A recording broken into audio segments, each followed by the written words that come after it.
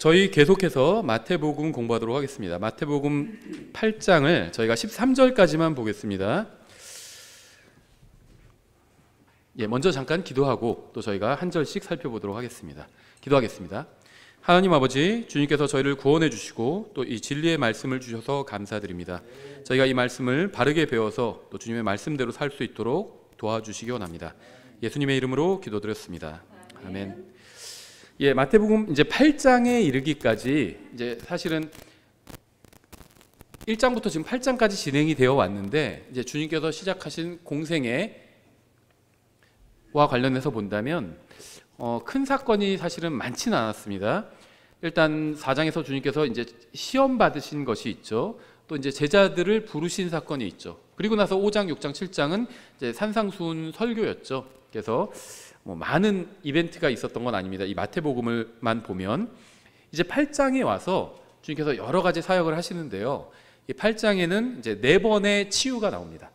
4부류의 사람을 고쳐주시죠. 그래서 나병 환자를 먼저 고쳐주시고요. 그다음에 백부장의 종을 고쳐주시고요. 또 베드로의 장모를 고쳐주시고, 그다음에 마귀 들린 자를 고쳐주십니다. 그런데 오늘은 이 나병 환자와 이제 백부장 까지만 살펴볼 것 같아요. 주님께서 굉장히 놀라셨고요. 아주 둘 다 칭찬하셨습니다. 그리고 그 둘 다 굉장히 아주 큰 믿음을 보여준 사람들이었습니다. 저희가 한번 그 경우를 한 절씩 보면서 살펴보도록 하겠습니다. 1절에 보시면 그분께서, 예수님이죠, 산에서 내려오시니 큰 무리들이 그분을 따르니라. 주님께서는 5장부터 7장까지 산에서 설교를 하셨습니다. 그래서 보통 이제 산상수훈이라고 부르고요. 저희도 그냥 산상수훈이라고 이렇게 부르겠습니다. 산상수훈, 이 지금 이제 8장에서 일어나는 사건이 산상수훈 설교 직후에 이제 하셨던 일이라고 보면 되겠죠. 그러니까 이 복음서가 항상 시간 순서대로 연대기적으로 기록된 건 아닌데요. 이제 여기서는 시간 순서대로 기록이 되었죠. 산에서 내려오셔서 이제 8장에 나오는 이제 이런 치유들을 하신 겁니다. 2절, 보라, 한 나병 환자가 와서 그분께 경배하며 이르되 주여, 주께서 원하시면 나를 정결하게 하실 수 있나이다 하며, 여기서 보라라는 말씀으로 이제 이 주님께서 나병 환자를 고치신 사건이 시작이 되죠. 근데 잘 보시면요, 보라라는 말이 없어도 문맥에는 전혀 지장이 없어요. 그렇죠? 보라 빼고 그냥 한 나병 환자가 와서 이렇게 시작돼도 전혀 상관이 없죠. 그럼 왜 이 말이 있느냐? 성경 우리가 주목해야 할 만한 사건에는 이 보라라는 말씀을 더해 주십니다. 그러니까 강조하신 거라고 보면 돼요. 마치 진실로 진실로 내가 내게 이르노니 이런 식으로 예수님께서 말씀하시잖아요. 그건 정말 중요하다는 거거든요. 정말 강조한다는 의미예요. 진실로 진실로 이렇게 2번 말하는 것. 마찬가지로 보라 하는 것도 이제 우리의 시선을 주목하는 거나 마찬가지예요. 우리의 시선을 이끄는 거죠. 보라, 한 나병 환자가 와서 그분께 경배하며 이르되 주여, 주께서 원하시면 나를 정결하게 하실 수 있나이다 하매, 이렇게 말씀하고 있죠. 나병 환자는 주님께 경배를 드리면서 병을 고쳐달라고 간구했습니다. 그러니까 우리는 매주 함께 모여서 주님께 경배를 드리죠. 지금 우리가 오전에 드린 게 경배죠. 또 오후에도 성경 공부를 하지만 경배를 드리는 겁니다. 경배에는요, 이 찬양과 감사가 들어가야 돼요. 그렇죠? 그래서 우리가 기도를 하면서 주님께 감사를 드리죠. 또 찬양도 들어가 있죠. 사실 이 성경에는요, 이 경배 순서, 예배 순서가 이렇게 정해진 것으로 나오진 않습니다. 근데 저희가 정말 필요하다, 이건 꼭 아주 필수적인 것만 넣었습니다. 그래서 저희가 찬양을 드리면서 경배를 시작하고, 그 다음에 성도들 중에서 한 분이 나와서 대표로 기도를 하고요. 그 다음에 다시 주님께 찬양을 드리고요. 그 다음에 이제 한 주간 어떤 광고사항이 있으면 광고하고, 그 다음에 말씀을 전하고, 그 다음에 기도하고, 다시 주님께 찬양을 드리는 것으로 끝맺고 있죠. 그래서 이런 순서는 교회마다 좀 다를 수도 있어요. 시대마다 약간 다를 수도 있고, 근데 저희가 경배에는 이런 것이 꼭 들어가야겠다 생각하는 것들을 아주 최소한으로 간결하게 이렇게 넣은 거죠. 그래서 주님께 드리는 경배에는요, 당연히 찬양과 감사가 들어가야 합니다. 이건 너무나도 당연해요. 주님께서 우리에게 해주신 일들, 또 앞으로 해주실 일들을 생각한다면 찬양과 감사를 받으시기에 정말 합당하신 분이죠. 그런데 간구가 들어가도 됩니다. 이렇게 병을 낫게 해달라는 이렇게 간구. 이런 간구는 들어가도 됩니다. 나를 부자로 만들어 주십시오. 이런 간구는 좀 혼자 모르겠어요. 혼자 기도하는 거야 뭐 말리지 않는데요. 경배 드리는 것에 대표 기도로 들어가기에는 좀 부적절하죠. 그런데 이렇게 주님께 병을 고쳐달라고 간구하는 거는요, 이 경배의 요소 중에 하나로 들어가도 손색이 없다고 생각합니다. 그래서 저희 교회에서도요, 이제 암으로 고통 중에 계신 분들이 있어요. 그래서 가끔 대표 기도하시는 분이 이런 분들을 언급하면서 주님께 고쳐달라고 이렇게 간구를 하는 경우들이 있는데요. 경배에 드리는 기도로 합당한 내용이라고 생각을 합니다. 왜냐하면 지금 이 성경은 이제 성령님께서 저자이신 거잖아요. 마태는 기록자일 뿐입니다. 근데 성령님께서 이 나병 환자가 그분께 와서 예수님께 와서 경배하면서 또 이렇게 병을 고쳐달라고 간구했다. 근데 이거 자체가 잘못됐다 이렇게 평가하고 있지는 않아요. 그래서 경배에 감사와 찬양이 들어가는 것처럼 병을 고쳐달라는, 또 다른 성도의 지체의 병을 고쳐달라는 이런 간구가 들어가는 건요, 아주 자연스러운 간구라는 겁니다. 예, 그래서 성경에 의하면 주님께 병을 고쳐달라고 간구하면서 경배 드릴 수 있어요. 전혀 문제 없습니다. 여기 나온 나병 환자는요, 병 고침을 위해서 이방 신이나 랍비나 무슨 뭐 설교자나 뭐 은사주의자나 이런 사람 찾아가지 않고 주님께 나아갔습니다. 아주 제대로 잘 찾아간 거죠. 이 사람은요, 오직 예수님만 자신의 필요를 채워주실 수 있다고 믿었어요. 이 사람은요, 믿음이 굉장히 큰 사람이었습니다. 주여, 주께서 원하시면 나를 정결하게 하실 수 있나이다.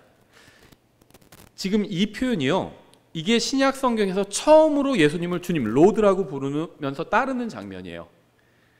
마지막으로 예수님을 주님이라고 부르는 사람은 누구일까요? 십자가 옆에 달린 강도입니다. 처음으로 예수님을 주님이라고, 로드, 주님이라고 부른 사람은 바로 이 사람이에요. 이 나병 환자였습니다. 베드로는 이미 믿는 사람이었기 때문에 예수님을 주님이라고 불렀죠. 보통 이제 이 복음서를 보면요, 사람들이 그럼 예수님을 뭐라고 부르느냐? 주님이라고도 부르지만 이제 선생님이라고 많이 부릅니다. 마스터, 선생님이라고 부르죠. 예수님을 주님이라고 부른 첫 사람은 나병 환자였고 마지막 사람은 십자가에 달린 강도였습니다. 놀라운 점은 둘 다 기도응답을 즉시 받았다는 거죠. 근데 아주 이 사람의 믿음의 표현이 나와요. 우리도 이렇게 기도했으면 좋겠어요. 주께서 원하시면. 이게 믿음입니다. 하나님 이렇게 해주세요. 그거는 믿음이 아닐 수도 있어요. 주님께서 원하시면, 주님의 뜻대로 하겠다는 거예요. 이게 믿음입니다. 이것은 주님께 나아가면서 할 수 있는 정말 아름다운 표현이에요. 주님께 간구하고 다급하잖아요. 다급하게 주님 앞에 나왔어요. 그래서 주님께 간구하는데 아주 정중하고 정말 예의 바른 표현이에요. 주님께서 원하시면. 자기의 위치를 알고 있습니다. 예수님은 병을 고칠 수 있는 하나님이고 나는 창조물에 불과하다. 그래서 주님께서 원하시면 이렇게 해주십시오. 이거 아주 예의 바른 표현이죠. 예수님께 나왔던 사람들이요, 이렇게 아주 믿음을 가지고 예의 바른 표현으로 주님을 존중하면서 나왔던 사람들도 있고요, 조금 그것보다는 좀 떨어지는 사람들도 있었어요.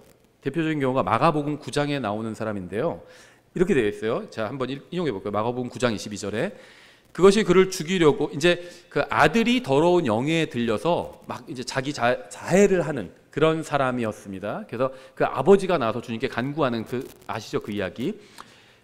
마가복음 9장 22절에 그것이 그를 죽이려고 불과 물에 그를 자주 던졌나이다. 그러나 선생님께서, 주님이라고 부르지도 않았어요. 선생님이라고 불렀어요. 선생님께서 어떤 일이라도 하실 수 있거든 우리를 불쌍히 여기사 우리를 도와주소서 하매.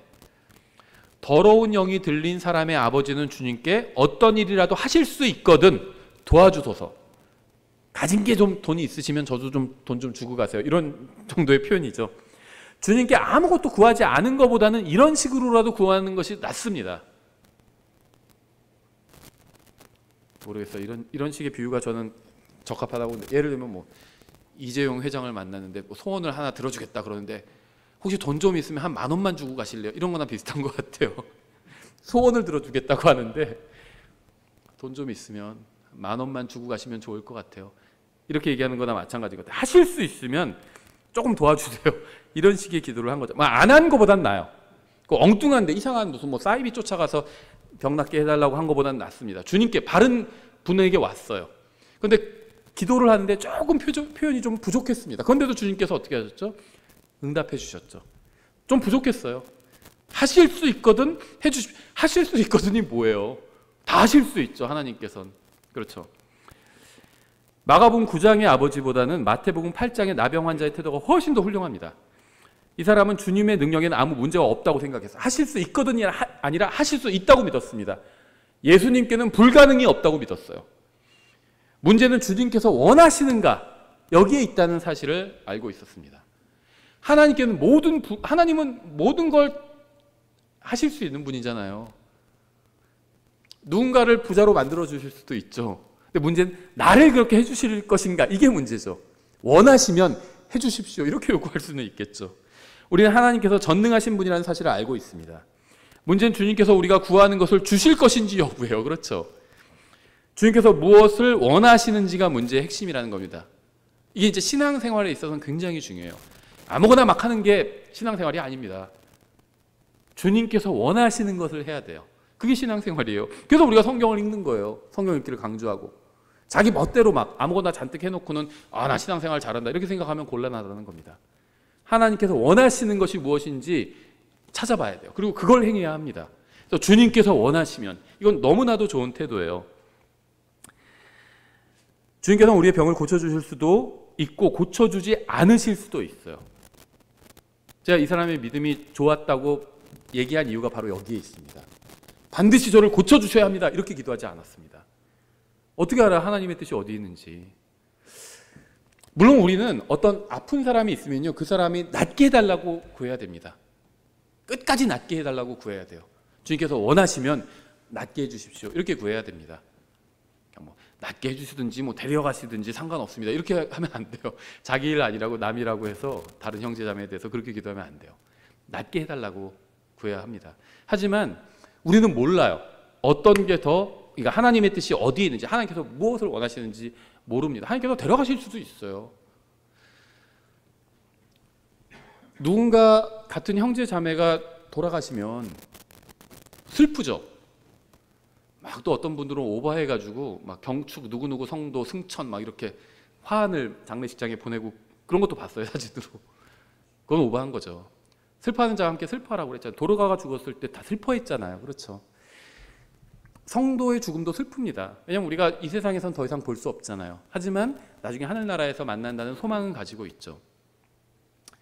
우리는 슬프지만 생각해 보세요. 하나님이 계시죠. 그리고 아픈 사람이 있어요. 그리고 이제 그 친구와 아니면 가족인 우리가 있습니다. 그 사람이 돌아가시면 이제 하나님께 가는 거죠. 믿는 성도는 하나님께 가죠. 그러면은 하나님과 그 형제와 그 다음에 나, 이 세상에 남은 나, 이 셋 중에 슬픈 사람은 누굴까요? 슬픈 존재는 나 하나예요. 하나님은 기쁨 가운데 거하시는 분이죠. 그리고 이 세상을 떠나서 하나님께로 간 그분도 기쁨 가운데 있습니다. 나만 슬픈 겁니다. 그렇죠. 그래서 뭐가 더 좋은 건지는 모릅니다. 하나님께서 빨리 데려가실 수도 있어요. 예, 그게 하나님의 뜻일 수도 있다는 겁니다. 그래서 고쳐주실지 고쳐주지 않으실지 그건 하나님께 달렸어요. 우리가 막 이렇게 해야 됩니다, 하나님, 이렇게 할 수는 없는 겁니다. 하나님의 뜻을 받아들이는 거예요. 그게 믿음이에요. 하나님의 뜻을 바꾸고 막 내 의견을 관철시키는 게 믿음이 아니라 하나님께서 말씀하신 것, 하나님께서 뜻하신 걸 말씀하셨을 거 아니에요. 그걸 받아들이는 게 믿음이라는 겁니다. 그래서 주님께서 원하시면 고쳐달라고 간구하는 거예요. 우리는 우리의 뜻이 아닌 주님의 뜻이 임하기를 구해야 됩니다. 앞에서도 산상수훈에서도 나왔잖아요. 주님의 뜻을 구하는 것, 주님의 왕국과 의와 뜻을 구해야 됩니다. 주님의 뜻이 하늘에서 이루어진 것처럼 땅에서도 이루어지기를 구해야 되는 거죠. 내 뜻이 이루어지기를 구하는 것은 그건 믿음이 아니에요. 우리의 뜻이 아닌 주님의 뜻이 임하기를 구해야 됩니다. 우리의 뜻은 잘못될 수도 있지만 주님의 뜻은 항상 옳기 때문이에요. 나병 환자는 낫기를 원했습니다. 이건 뭐 정직한 마음이죠. 다시 가정으로 돌아가서 아이들을 안아주고 싶었을 거예요. 아마 가정이 있었다면. 다시 직장으로 돌아가서 열심히 일하기를 원했을 겁니다. 일하시는 분들은 좀 직장 좀 쉬고 그냥 놀고 먹을 수 없나 이렇게 생각하시는 분이 있을 수도 있는데요. 제 얘기예요. 그런데 일하는 것도 축복이에요. 그렇죠. 몸이 아프면요, 내가 건강해서 저런 일을 하고 싶다 나도 그런 생각을 할 때가 있어요. 그렇죠? 이 사람도 아마 그런 생각했을 수도 있어요. 결혼했다면 다시 아내와 행복하게 살기를 원했을 겁니다. 하지만 주님께서도 같은 것을 원하시는지는 알 수 없어요. 내가 원하는 것들이 있잖아요. 그게 나쁜 게 아닐 수도 있어요. 근데 주님께서도 그걸 원하시는지 내가 알 수 없다는 겁니다. 다만 주님께는 자신을 온전히 고쳐줄 수 있는 능력이 있다는 사실을 알고 있었습니다. 주님의 뜻이 어디 있는지 몰랐을 뿐이에요. 그래서 주님께서 원하시면 자신을 낫게 해달라고 간구했습니다. 이 말은 뭐가 들어가 있는 줄 아세요? 원하시지 않으셔서, 다른 뜻이 있어서 낫게 해주지 않으셔도 주님 계속 신뢰하겠다는 겁니다. 살든지 죽든지 주님을 신뢰하겠다는 거, 이게 큰 믿음이에요. 이게 성경이 말씀하시는 믿음입니다. 내 뜻을 막 관철시키는 것이 아니라 하나님의 뜻을 받아들이겠다는 겁니다. 이게 믿음이에요. 성경이 말씀하시는 믿음은요, 항상 하나님의 말씀을 믿는 겁니다. 내 생각, 내가 원하는 것, 그걸 믿는 게, 내 바램, 그걸 믿는 게 믿음이 아니에요. 내가 원하는 대로 하나님께서 일하실 것이라고 생각하는 것은 성경이 말씀하시는 믿음이 아닙니다. 내 기도가 반드시 응답되고 내 병이 반드시 나을 것이라고 생각하는 것은 성경이 말씀하시는 믿음이 아니에요. 낫지 않을 수도 있어요. 어떤 게 좋을지 모릅니다. 나는 낫는 게 더 좋죠. 하나님께서 보실 땐 낫지 않고 그냥 데려가시는 게 더 좋을 수도 있어요. 빨리 보고 싶으시면. 그러니까 하나님을 보고 싶은데 지금은 아니다, 이렇게 많이 생각하잖아요. 대부분의 기독교인들이. 나중에 100년 후에 보고 싶다, 뭐 이런 사람들이 많아요. 하나님께서 이것을 반드시 행하셔야 한다고 요구하는 것은 성경이 말씀하는 믿음이 아닙니다. 누가 주인인데요? 주님이라며요. 근데 왜 자꾸 명령을 해요? 이렇게 하셔야 됩니다. 좋은 말 할 때 하세요. 하면서 그건 믿음이 아니에요. 하나님께 지시하는 것은 믿음이 아닙니다. 주님이라고 하면 하나님께서 지시하는 그 말씀대로 내가 행해야죠. 근데 거꾸로 돼 있어요. 자꾸 가지고 기도라는 좋은 이름으로 포장하면서 하나님께 지시해요. 오늘 스케줄 이렇고요. 저는 이렇게 하셔야 됩니다. 하나님 언제까지 하세요? 무슨 빚쟁이가 돈 받으러 가는 것처럼 언제까지는 입금해 주셔야 됩니다. 이렇게 한다는 거죠. 하나님께 명령하는 것도 믿음이 아닙니다. 믿음은 성경에 기록된 대로 하나님께서 모든 것을 하실 수 있음을 믿는 겁니다. 당연하죠. 하나님은 전지전능하신 분이에요. 믿음은 하나님께서 가장 좋은 길을 알고 계심을 믿는 겁니다. 나보다 훨씬 더 똑똑하신 분이라고 믿는 거예요.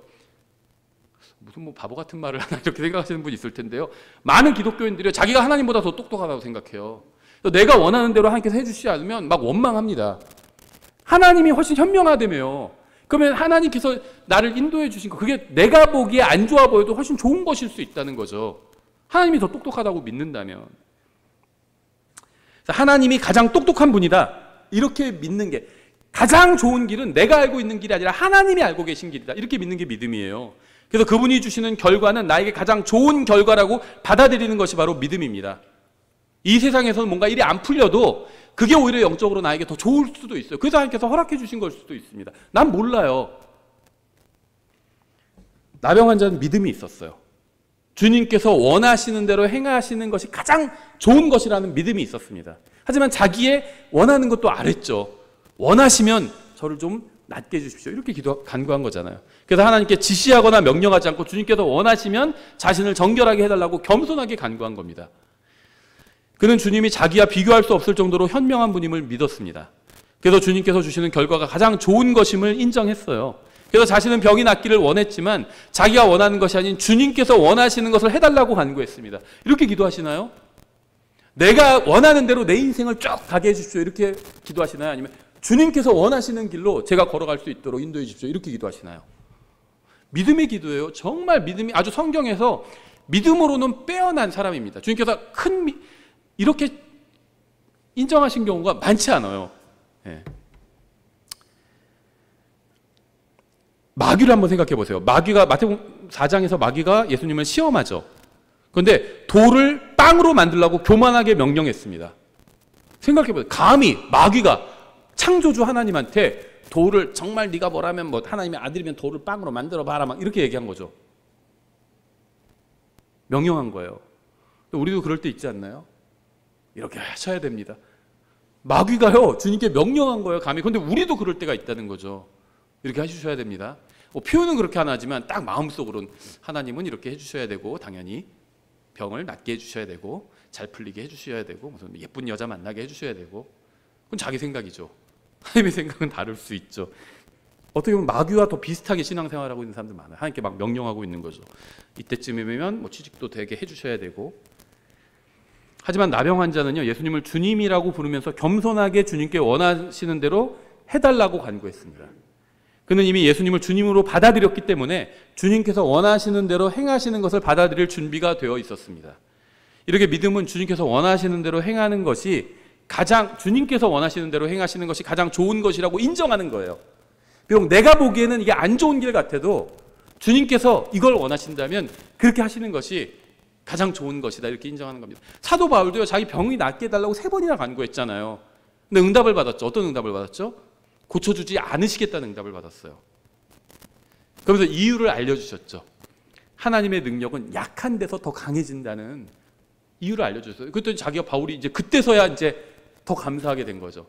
아, 내가 더 약하기 때문에 하나님을 더 의지하고 하나님의 그 강한 능력이 더 잘 드러나겠구나, 이렇게 인정하고 기뻐하게 됐잖아요. 그렇죠. 3절, 예수님께서 손을 내밀어 그에게 대시며 이르시되 내가 원하노니 너는 정결할지어다 하신즉 곧 그의 나병이 정결하게 되니라. 나병은 접촉을 통해서 전염될 수 있죠.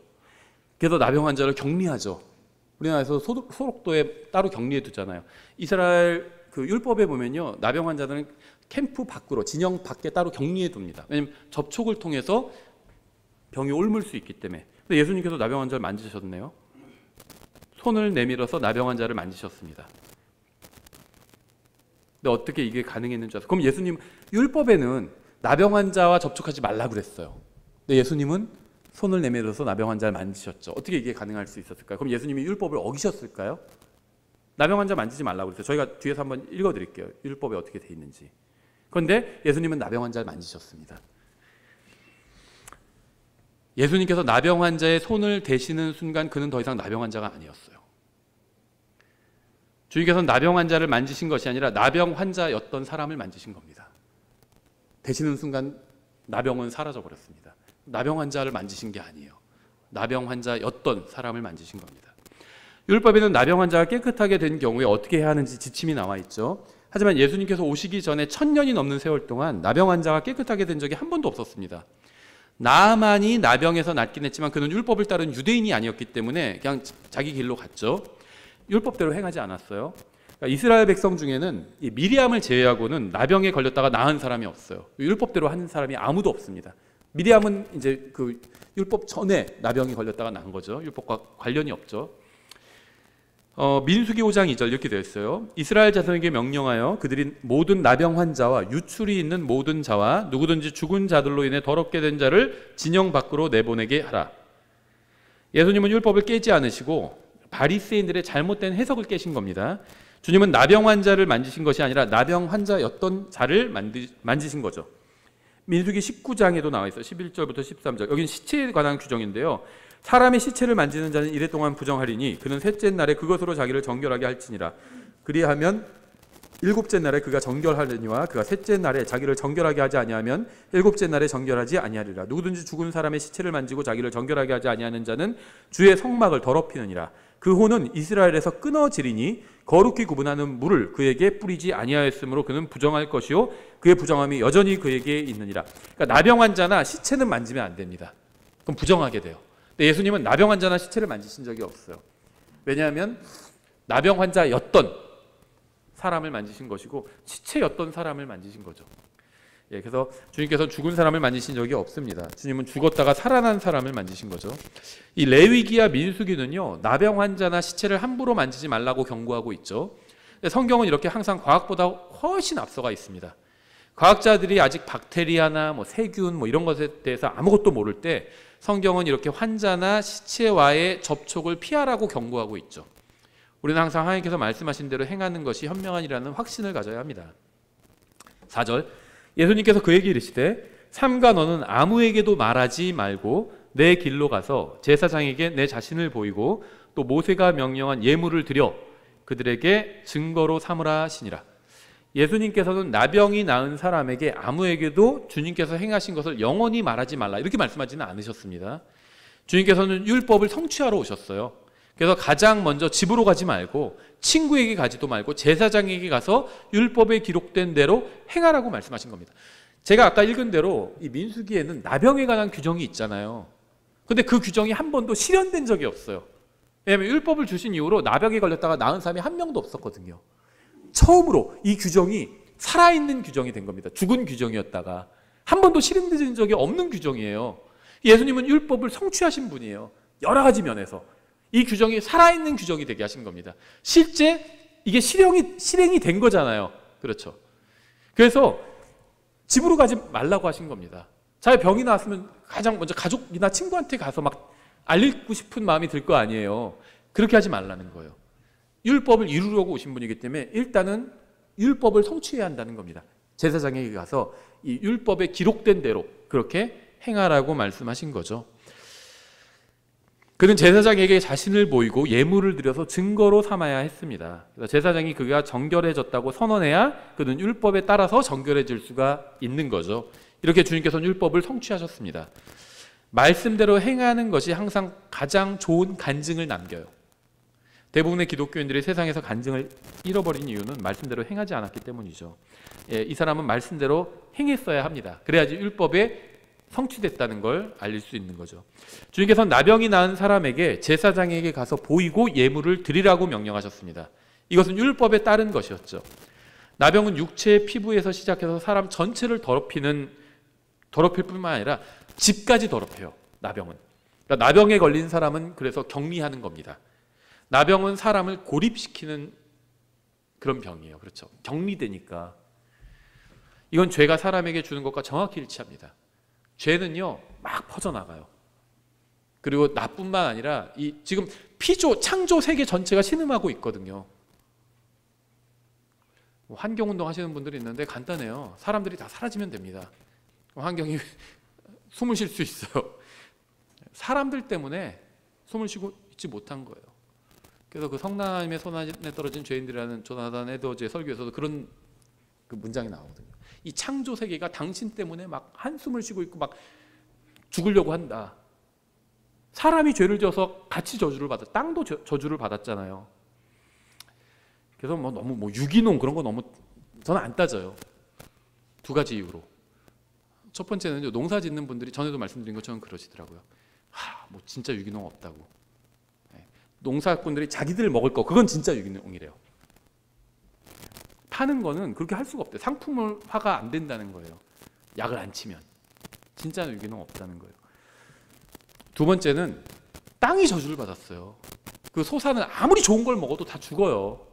마찬가지입니다. 그럼 어떻게 먹어야 되냐? 감사함으로 먹으면 됩니다. 감사함으로. 성경이 그렇게 말씀하고 있잖아요. 음식은 그냥 감사함으로 먹으면 된다고. 좋다고 해서 아주 비싼 거 샀는데 그게 똑같은 공장에서 저가형이랑 고가형 만드는 공장에서 똑같이 만들 수도 있어요. 포장지만 다르게 포장할 수도 있는 거예요. 몰라요. 어떻게 만들었는지. 하나님의 말씀을 믿으면 됩니다. 그냥 감사함으로 먹으면 돼요. 사람의 생사화 복을 주관하시는 분은 하나님이에요. 좋은 거 먹어도요 일찍 죽을 수 있어요. 그래서 그렇다고 독을 막 감사함으로 먹으면 안 되죠. 그거는.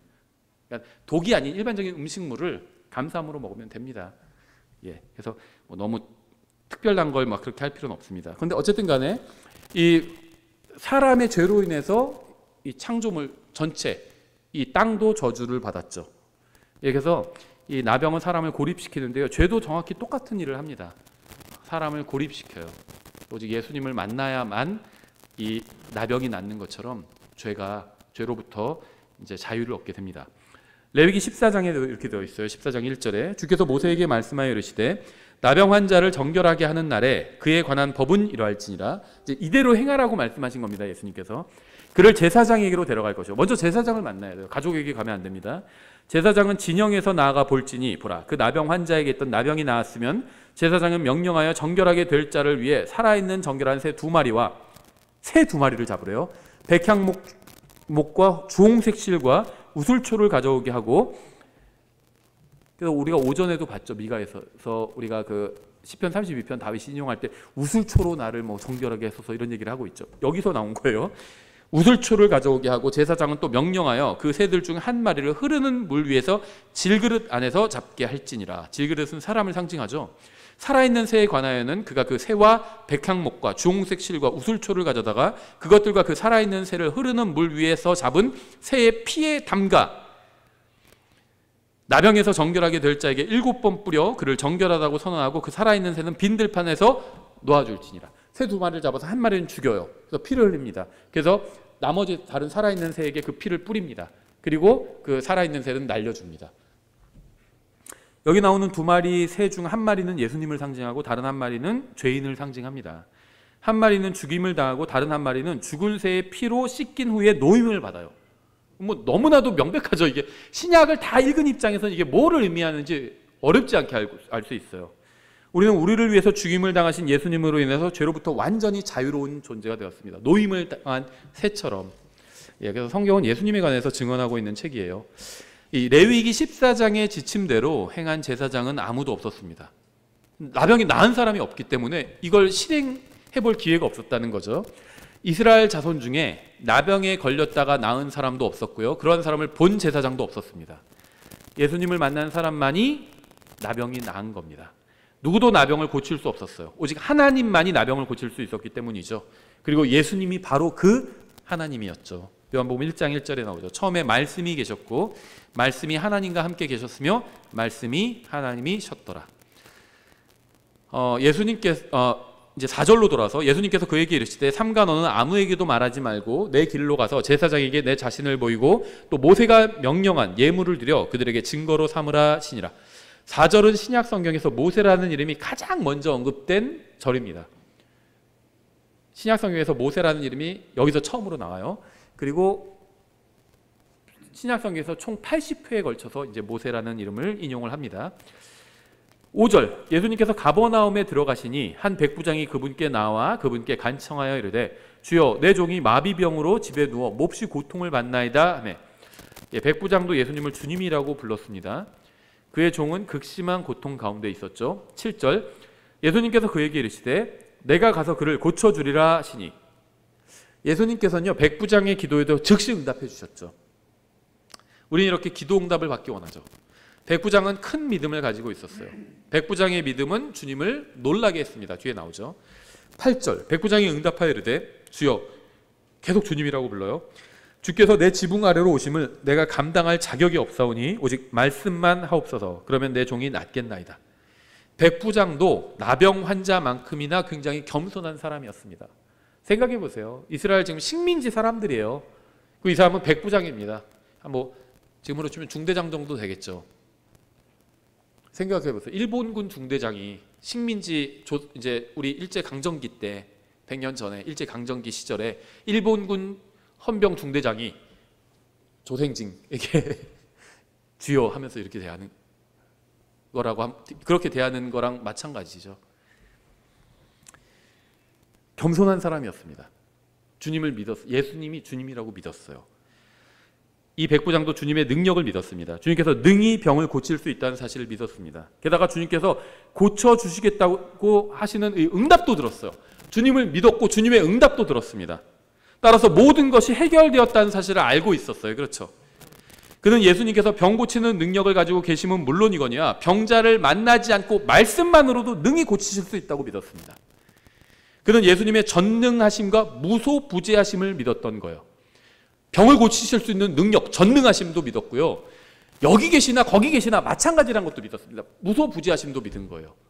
예수님 물론 인간의 몸을 입고 오셨기 때문에 한 곳에만 계셨죠.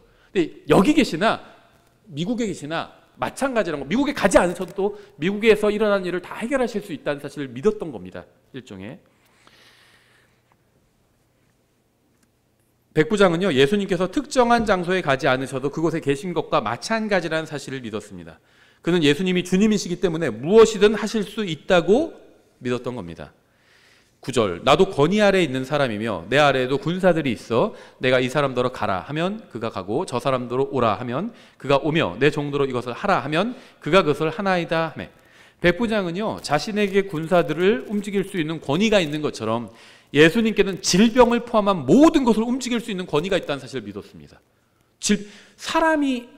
사람에게 명령할 수는 있죠. 높은 사람이 낮은 사람에게 명령할 수 있죠. 왕이 신하들에게 명령할 수 있어요. 근데 예수님은 질병에게도 명령하실 수 있다. 이렇게 믿었던 겁니다. 그러니까 예수님을 하나님이라고, 주님이라고 믿은 거예요. 그래서 예수님께서 병을 고치기 위해서는 그저 명령만 하시면 된다, 이렇게 믿었던 겁니다. 10절, 예수님께서 그 말을 들으시고 놀라사, 마블이에요, 마블. 우리 영화가 떠오르죠, 마블이라고 하면. 근데 여기서는 아니에요. 놀라신 겁니다. 따르는 자들에게 이르시되 진실로 내가 너희에게 이르노니 이스라엘에서 이렇게 큰 믿음을 내가 결코 보지 못하였노라. 누군가 예수님을 놀라게 한 경우는요, 두 종류밖에 없어요. 여기서 백부장이 바로 그 한 종류입니다. 백부장의 큰 믿음을 보고 깜짝 놀랐어. 이스라엘 사람도 아니에요.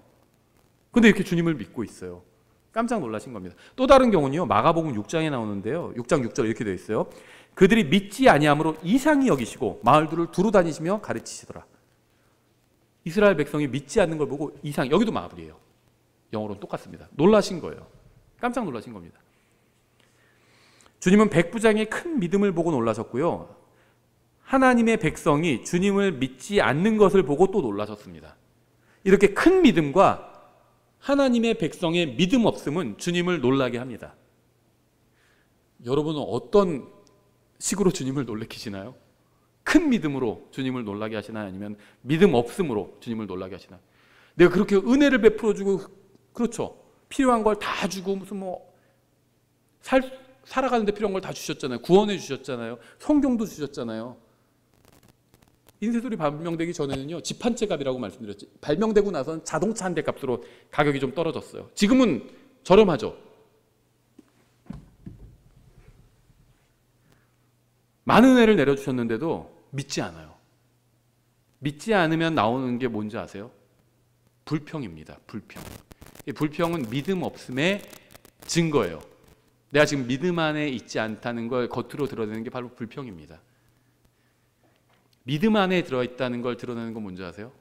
감사예요. 예. 하나님을, 그러니까 이거 구원에 관한 얘기를 하는 게 아닙니다.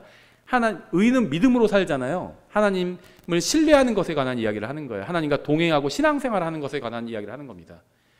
믿음 안에 있는 사람은 감사가 넘쳐요. 근데 구원은 받았지만 믿음 안에 있지 않은 사람은 불평이 넘칩니다. 그렇죠? 예, 그래서 여러분도 놀라게 할 수 있어요, 주님을. 근데 이왕이면 큰 믿음으로 주님을 놀라게 하는 게 좋겠죠. 와, 그렇게 믿음이 없어? 그렇게 큰 은혜를 내려줬는데 아직도 믿지 않아? 깜짝 놀라시는 거예요, 주님께서. 그러면 안 되겠죠. 예, 진실로 내가 너에게 이르노니 이스라엘에서 이렇게 큰 믿음은 내가 결코 보지 못하였노라. 마태복음이죠, 지금. 마태복음은 기본적으로 유대인들에게 주시는 말씀이에요. 그래서 마태복음은 예수님을 유대인의 왕으로 오신 분이라고 증언하고 있죠. 이방인인 백부장은 큰 믿음을 가지고 있었는데 유대인들은 주님을 믿지 않았다는 건 정말 부끄러운 일이면서 동시에 아무 변명도 하지 못하게 하는 일입니다. 이방인도 이렇게 믿는데 유대인들이 지금 믿지 않고 있어요. 주님께서는 30년간 유대에서 사셨고요, 공생이 시작하기 전에 침례자 요한과 제자들도 만나셨지만 이방인 백부장의 믿음처럼 큰 믿음을 가진 사람은 보지 못하셨습니다. 그래서 지금 크게 칭찬하신 거죠. 놀라시고. 로마서 10장 13절 이렇게 되어 있어요. 누구든지 주의 이름을 부르는 자는 구원을 받으리라, 이렇게 되어 있죠. 나병 환자는 주님의 이름을 부르고 구원받았어요. 병 고침만 받은 게 아니에요. 구원받은 겁니다. 신약 성도는 아니죠. 구약 성도로 구원받은 거예요. 주님의 이름을 부르고. 백부장도 주님의 이름을 부르고 구원받았습니다. 자기 종의 병만 나은 게 아니라 백부장도 구원받은 거예요. 주님의 이름을 믿고 불렀잖아요. 주님의 이름을 부르는 자는 구원받는다는 약속은요, 유대인들에게만 주신 것이 아닙니다. 이방인도 주님의 이름을 믿는 마음으로 부르면 구원받아요. 또 큰 믿음을 가지고 있다고 칭찬을 들은 사람이 있는데요, 역시 이방인이었어요. 마태복음 15장에 나오는데요, 저희가 나중에 보겠지만 잠깐 여기서 간략하게 보면 마태복음 15장 21절부터 22절에 그때 예수님께서 거기에서 가서 두로와 시돈 지방으로 떠나가시니, 이방 지역이죠. 보라, 어떤 가나안 여자가 바로 그 지방에서 나와 그분께 소리질러 이르되 오 주여, 다윗의 자손이여, 내게 긍휼을 베푸소서. 용서해 달라는 거죠. 내 딸이 마귀에게 몹시 시달리나이다 하니, 이 가나안 여자도 주님의 이름을 믿고 불러서 구원을 받았어요. 그리고 딸도 고침을 받게 되죠. 23절부터 27절에 그분께서는 그녀에게 한 말씀도 응답하지 아니하시니라. 왜냐하면 지금 오신 이유는요, 먼저 유대인들을 다루기 위해서 오신 겁니다. 이방인들을 다루기 위해서 오신 건 아니었어요. 그래서 한 말씀도 응답하지 않으셨습니다. 때로는 우리가 기도를 하는데, 진심을 담아서 기도하는데 전혀 하나님께서 응답하지 않으시는 것처럼 보일 때도 있죠. 그럼 어떻게 해야 되죠? 더 크게 불러야죠. 나의 긴급한 마음을, 갈급한 마음을 알려야죠. 그분의 제자들이 와서 그분께 간청하여 이르되 그녀가 우리를 따라오며 소리를 지르오니 그녀를 보내소서, 멀리 보내버리라는 거죠. 하거늘 그분께서 응답하여 이르시되 나는 이스라엘의 집에 잃어버린 양들 외에는 다른 데로 보내어지지 아니하였노라 하시니라. 그때 그녀가 와서 그분께 경배하며 이르되, 이 여자도 주님께 경배를 드리면서 간구를 했습니다. 병 낫게 해달라고. 이거는 잘못된 기도가 아니에요. 주여 나를 도우소서 하니 그분께서 응답하여 이르시되 자녀들의 빵을 집어 개들에게 던지는 것이 마땅치 아니하니라 하시매 그녀가 이르되 주여 참으로 옳소이다마는 개들도 자기 주인의 상에서 떨어지는 빵 부스러기를 먹나이다 하니, 이 여자도요 정말 엄청나게 큰 믿음을 가지고 있었습니다. 이 이방인 여자는요 예수님을 주님으로 믿었을 뿐 아니라 주님께서 유대인들을 먼저 다루셔야 한다는 사실, 즉 하나님의 계획도 믿었어요. 자녀들에게 먼저 차려주고 그 다음에 이제 개들을 돌보고 그런 일을 하시는 거죠. 비유하신 거죠. 물론 여기서는 기분 나빠하지 않았어요. 하나님의 계획을 믿고 있었습니다. 알고 있었어요. 그리고요 큰 믿음을 갖고 있었는데요, 개들도 자기 주인의 상에서 떨어지는 빵 부스러기를 먹나이다. 예수님을 하나님이라고 믿은 거예요. 그리고 하나님의 능력도 믿었습니다. 하나님의 은혜는 넘친다는 사실을 믿었던 거예요. 하나님의 은혜 중에 부스러기만 받아도 인생이 변화될 수 있다는 걸 믿은 거예요. 그 정도로 하나님의 은혜는 넘쳐 흘러요. 엄청납니다. 하나님에게서 부스러기만 받아도 인생이 완전히 변하게 된다는 걸 알고 있었던 거예요. 그래서 빵 부스러기도 괜찮습니다. 그렇게 간구했던 거예요. 15장 28절 이에 예수님께서 그녀에게 응답하여 이르시되 오 여자여 내 믿음이 크도다. 알아보신 거죠. 역시 너는 큰 믿음을 가지고 있구나. 내가 원하는 대로 그 일이 내게 이루어질지어다 하신즉, 큰 믿음을 갖고 있는 사람은요 주님께서 원하시면 해달라고 합니다. 그러니까 주님께서도 네가 잘 되는 게 내가 원하는 거다 이렇게 응답해 주셨죠. 하신즉 바로 그 시각부터 그녀의 딸이 온전하게 되니라. 이 이방인 여자도 큰 믿음을 가지고 있었습니다. 이 여자는 주님께서 유대인들을 다루실 때에도 이방인들을 위한 은혜를 가지고 계심을 알고 있었습니다. 어느 시대가 특정한 누군가를 위한 시대가 될 수는 있어요. 그렇죠. 구약시대는 유대인들을 하나님께서 주로 다루는 시대죠. 아직 복음서는 교리적으로는 구약시대죠. 그럴 수 있지만 하나님께서 항상 모든 사람을 위한 은혜가 있다는 사실을 알아야 합니다. 구약시대는 주로 유대인들을 다루시지만 이방인들을 위한 은혜도 하나님께 있다는 겁니다. 부스러기 같은 은혜도 사람을 구원할 수 있는 은혜가 될 수 있다는 거예요. 하나님의 은혜이기 때문에. 11절 또 내가 너희에게 이르노니 동서로부터 많은 사람들이 와서 아브라함과 이삭과 야곱과 함께 하늘의 왕국에서 앉으려니와, 이 동서로부터라는 표현은요 온 세상 모든 것을 의미하는 성경적 표현이에요. 예를 들면 이사야서 45장 6절에 이렇게 되어 있습니다. 이것은 그들이 해 뜨는 곳에서부터, 해가 어디서 뜨죠? 동쪽에서 뜨는 거 맞죠? 잠깐 헷갈렸어요. 해 뜨는 곳에서부터 또 서쪽에서부터 나 외에 다른 이가 없는 줄을 알게 하려 함이라. 나는 주니라 나 외에 다른 이가 없느니라. 해 뜨는 곳 동쪽에서부터 서쪽까지 나 외엔 다른 주가 없다는 걸 알게 될 거다. 무슨 말이죠? 동에서부터 서까지 온 세상이라는 표현이에요. 그러니까 성경에서 온 세상이라고 할 때 동서남북이라고 얘기할 수도 있지만 동서라고 얘기하는 경우들이 있다는 겁니다. 이사야서 59장 19절 그러므로 그들이 서쪽에서부터 주의 이름을 두려워하고 해 뜨는 곳에서부터 그분의 영광을 두려워하리니, 여기서도 서쪽 동쪽을 얘기하고 있죠. 모든 곳을 얘기하는 겁니다.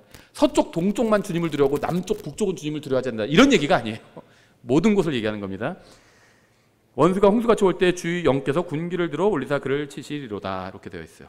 예, 그래서 온 세상에서 온 사람들이 아브라함과 이삭과 야곱과 함께 하늘의 왕국에서 앉을 것입니다. 마태복음도 유대인들을 위한 책이고 하늘의 왕국도 유대인들과 주로 관련이 있는 왕국이지만 이방인 중에서도 원하는 모든 사람은 함께 할 수 있다는 거예요.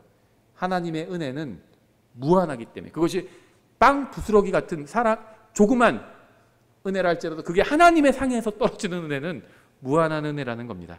12절 왕국의 자손들은 바깥 어둠 속으로 쫓겨날 것이요 거기서 슬피 울며 이를 갈미 있으리라 하시니라. 하늘의 왕국은요 가시적이고 물리적인 왕국이에요. 예수님은 다윗의 왕자에 앉아 통치할 유대인들의 왕으로 이 세상에 오셨습니다. 하지만 예수님을 메시아로 믿지 않는 유대인들은 모두 왕국에서 쫓겨나게 될 것이죠. 마태복음 8장은 교리적으로 신약교회 그리스도인들에 관한 문맥이 아닙니다. 이 바깥 어둠은 불호수입니다. 자, 계시록에서 저도 이거 100% 확정하는 건 아니에요. 근데 저는 그렇다고 믿어요. 난 그렇게 안 믿는다. 해도 뭐 상관은 없습니다. 성경이 100% 확정하고 있지는 않은데 그런 것 같아요. 저희가 계시록 강의에서 자세히 설명을 해드렸어요. 지금은 이제 우주가 세 개의 하늘로 이루어져 있죠. 첫째 하늘은 지구가 있고요. 첫째 하늘은 대기권이에요. 비행기, 독수리가 날아다니는 곳. 둘째 하늘은 우주입니다. 셋째 하늘은 하나님께서 계신 곳이고 셋째 하늘이죠, 말 그대로. 근데 셋째 하늘과 둘째 하늘은 두꺼운 몰층이 나누고 있어요. 수정과 같은 유리바다라고 하는데요. 그 유리바다 안에는 성경을 보면 유황이 있어요. 우리가 계시록 강해 보시면 다 나와 있어요. 첫째 하늘은 하나님께서 계시죠. 그래서 거기는 빛 그 자체입니다. 근데 둘째 하늘과 첫째 하늘을, 셋째 하늘을 나누고 있는 이 수정과 같은 유리바다로 해서 여기는 완전히 단절되어 있습니다. 그래서 셋째 하늘, 하나님께서 계신 셋째 하늘은요, 빛으로 충만해요. 근데 둘째 하늘 이하는 이미 전우주가 심판을 받았기 때문에 어둠으로 충만합니다. 어두워요. 그래서 해와 달과 일시적으로 좀 밝혀주는 것들이 필요합니다. 근데 나중에 셋째 하늘에 계신 하나님께서 지상 강림을 하시죠. 그 하나님께서 친히 빛이 되주시잖아요. 그럼 이제 둘째 하늘 전체가 빛으로 충만하게 되는 겁니다. 그럼 반대로 셋째 하늘에서 하나님께서 오셨기 때문에 셋째 하늘은 어둠이 되는 거예요. 거기가 아마 바깥 흑암이 될 확률이 높다고 봅니다. 궁금하신 분은 계시록 해당 부분 한번 읽어보세요. 예, 그래서 바깥 어둠은 불호수입니다. 유황이 있던 그 불호수. 이거는 지옥은 지구 안에 있죠. 지옥보다 훨씬 더 큰 곳이에요. 지옥도 던져지는 곳이에요. 지구보다도 훨씬 더 큰 곳입니다. 셋째 하늘과 둘째 하늘을 나누는 그 두꺼운 유리바다. 근데 거긴 유황이 있어요. 때로는 하나님께서 물로, 유리바다니까 물이 있어요. 그래서 물로 심판하시고 때로는 거기서 불로, 유황 불로 심판하시죠. 욥기 10장 21절 22절 이렇게 되어 있어요. 내가 돌아오지 못할 곳, 즉 어둠과 사망의 그늘진 땅으로 가기 전에, 바깥 흑암입니다. 여기서는 돌아올 수가 없어요. 그리하소서 어둠의 땅은 어둠 그 자체와 같으며 사망의 그늘진 땅은 어떤 질서도 없고 거기에는 빛이 어둠 같으니이다 하니라. 왜 빛 얘기를 할까요? 불이 있거든요. 유황 같은 불이 있는데요, 밝지가 않아요. 그래서 이 불 호수에는요, 뜨거운 불이 있습니다. 거기서 영원히 고통당하게 돼요. 그런데 빛이 없어요. 빛이 어둠 같기 때문에. 그게 뭔지는 잘 몰라요. 성경이 그렇다니까 저는 그렇다고 믿는 겁니다. 그래서 바깥 어둠은 끔찍한 곳이에요. 그곳에는 빛이 어둠 같습니다. 불이 있지만 어두워요. 그게 어떻게 가능하냐? 전 몰라요. 전형적인 문과 스타일이고 과학에 대해서는 아무것도 몰라요. 근데 하나님께서 이렇게 말씀하셨으니까 그게 가능하다고 믿는 겁니다. 그냥. 13절 예수님께서 백부장에게 이르시되 내 길로 가라. 내가 믿은 그대로 내게 이루어질지어다 하시니 바로 그 시각에 그의 종이 나으니. 이걸 이 구절만 떼가지고 자기 믿음대로 된다 이렇게 이용해 먹는 사람들이 있는데 그렇지 않아요. 예수님께서 말씀하셨죠. 뭐라고 말씀하셨죠? 고쳐주겠다고 하셨잖아요. 나을 거라고 그 종이. 그 말씀을 믿었죠. 그래서 그 믿음대로 된다는 겁니다. 성경이 말씀하시는 믿음은 항상 하나님의 말씀을 믿는 걸 믿음이라고 불러요. 무엇인가 자기가 바라는 걸 믿는다든지 뭔가 막 그런 건 믿음이 아닙니다. 제가 여러 번 말씀드렸죠. 어떤 사람이 부처님을 아주 열심히 믿으면 믿음은 크잖아요. 그렇죠? 부처님을 믿는 믿음은 커요. 어떤 사람이. 그렇다고 해서 우리가 그 사람을 와, 저 사람 믿음이 크네 이렇게 얘기하지 않아요. 부처님을 아주 강하게 믿고 크게 믿을수록 우리는 그 사람을 불신자라고 부릅니다. 왜 그렇게 부르죠? 믿지 않는 사람이라고 부르는 거예요. 왜 그렇게 부르죠? 하나님의 말씀을 믿지 않으니까. 그러니까 성경이 말씀하시는 믿음은 항상 성경을, 하나님의 말씀을 믿는 걸 믿음이라고 불러요. 자기가 바라는 거, 어디서 들은 거, 그런 걸 믿는 건 믿음이 아니에요. 이 사람 네 믿음대로 되라고 말씀하신 이유는 예수님께서 네 종이 나을 거라고 말씀하셨는데 그 말씀을 믿었잖아요. 에이 어떻게 알아요? 내가 가보지도 않는데 진짜 뭐 와서 무슨 등이라도 딱딱 안수하고 막 머리에 손 얹고 막 기도도 하시고 그래야지 낫지. 나을 거라고 말씀하셨다고 어떻게 나아요? 이렇게 생각하지 않았어요. 이 사람은. 나만은 처음에 그렇게 생각했잖아요. 가서 거기서 씻으라고 하니까 그거 갖고 어떻게 나? 그래도 막 와서 뭐 안수도 해주고 등도 두드려주고 막 뭐 불받으라 막 이런 것도 해주고 그래야지 낫지. 이렇게 생각했죠. 근데 이 사람은요, 말씀하신 걸 믿었어요. 그래서 믿음대로 되라고 한 거죠. 성경이 말씀하시는 그 믿음을 갖고 있었기 때문에 믿음대로 되라고 하신 겁니다. 주님께서는 아무 말씀도 하지 않으시고 백부장의 종을 고쳐주셨습니다. 그렇죠. 나으라 이렇게 말씀도 안 하셨어요. 낫게 해주시겠다고 약속하셨고요. 백부장한테 나았다 이미. 네가 가면 된다. 그냥 그렇게 말씀하신 거죠. 백부장은 주님을 믿었고 주님께서는 그의 믿음에 보상을 주셨습니다. 히브리서 11장 6절에 나와 있죠. 그러나 믿음이 없이는 하나님을 기쁘게 하지 못하나니 하나님의 말씀을 믿어야 기쁘게 할 수 있어요. 믿고 그 다음에 뭔가 행해야 돼. 믿었다는 증거는 뭐냐면요, 야고보서에 의하면은 믿은 대로 행한 겁니다. 말씀대로 행한 것, 그게 믿은 거예요. 믿기는 했지만 이 말씀대로 살지는 않을 거야. 그건 믿지 않은 겁니다. 믿고 행해야 돼요. 정직하게 살려면 정직하게 사는 겁니다. 그건 하나님께서 보상을 주시세요. 말씀대로 행하면. 믿음이 없이는 하나님을 기쁘게 하지 못하나니 그분께 가는 자는 반드시 그분께서 계시는 것과 또 그분께서 부지런히 자신을 찾는 자들에게 보상해 주시는 분이심을 믿어야 하느니라. 예, 기도하겠습니다. 하나님 아버지, 주님께서 저희를 구원해 주실 뿐만 아니라 또 진리의 말씀을 주셨고 또 저희가 주님의 말씀을 순종할 때 또 큰 보상을 약속해 주셨습니다. 저희가 정말 주님을 저희의 주님이요 또 아버지요 또 구원자로 받아들이게 된 것이 정말 너무나도 큰 은혜임을 압니다. 저희가 정말 주님의 자녀답게 이 세상에서 살 수 있도록 인도해 주시기 원합니다. 예수님의 이름으로 기도드렸습니다. 아멘. 예,